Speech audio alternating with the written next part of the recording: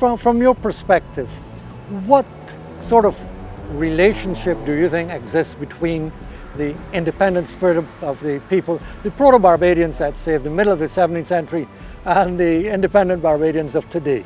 Well, one of the interesting things about this, Karl, is that Ayscu's fleet that came down is recorded as being what one could say the first invasion by what became the Royal Navy.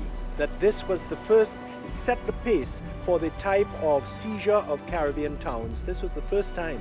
But when you get into the late 17th century and the 18th century, what you find is that this combination of land forces as opposed to naval forces across the Caribbean becomes the pattern of invasion. So all of this begins here at Speightstown. One, the beginning of the Royal Navy as a government force financed by the government to defend the government wherever it was in the world. One. And two, the pattern of invasion and the combination of land forces as opposed to naval forces. And we see this then expanded as Britain takes greater hold of the Caribbean. So a very important point in history and a very important place in history here in Speightstown. As well. Yeah. Well, yes, I agree. And let me ask you know your opinion on this, because out of this conflict came the well-known Charter of Barbados. And one of the key tenets of that was no taxation without representation. And Barbadians, you know, are proud of being the first colony, as it were, to have enunciated this principle again, and we make, rightfully or wrongfully, we establish connection between that view and the late American Declaration of Independence, which espoused a similar view in 1776. What's your opinion on the importance of the Charter of Barbados and the assertion of colonials to, at one day, shed the colonial shackles and become, you know, controllers of their own destiny? Well, once again, it was a first-time thing here because you had Britain coming to terms with understanding the relationship between the colony and Britain. I mean, Britain's first colonies were over in Ireland, and then they shifted down here to the Caribbean. But the distance, of course, was so much greater. And the independence that developed among the planter assemblies and among the planters themselves, the problems the planters had with getting their money and relating to merchants in Britain, all of these things, and of course the important question of custom duties and taxation.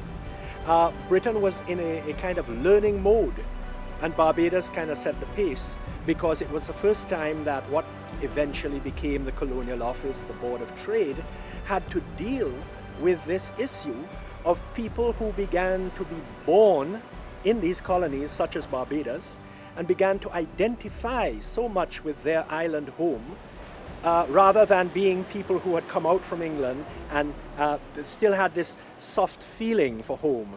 And this independent spirit, of course, is very much represented by Barbados, because in St. Kitts and Nevis you had the questions with the French and all, and it was a far less clear-cut situation. But that's a crucial Barbados, point in the establishment and creation, actually, of an identity over time. And I do have a question for you, which is in a way related to the question of identity, but bringing in politics as well. The late Mr. Errol Barrow, I remember him because I knew him as a boy growing up. I remember him often making the point that unlike the other islands in the English-speaking Caribbean, Barbados was never a crown colony. Very often we think that with independence, 1966, our history started.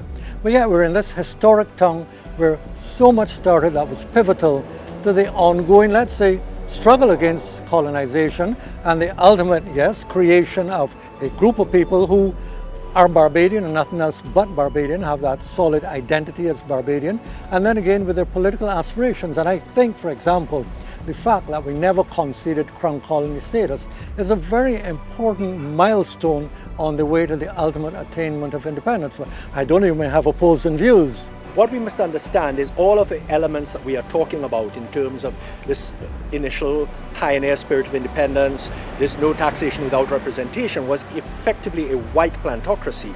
But that spirit of independence by the 19th century, and that spirit of determination to be able to maintain that independence through denying crown colony status to Barbados, then transferred to the free people of color, who themselves, through their education, through their ability, became legislators and became voices in the press, and followed on what had been set by those early colonists.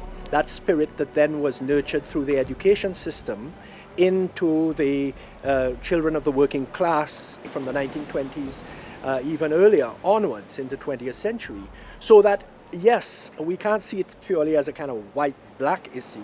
It is a transfer of patriotism, a transfer of spirit that really went, with all of its difficulties and upheavals, continued post-emancipation into the 20th century, past the 1930s uprising, into the independence period.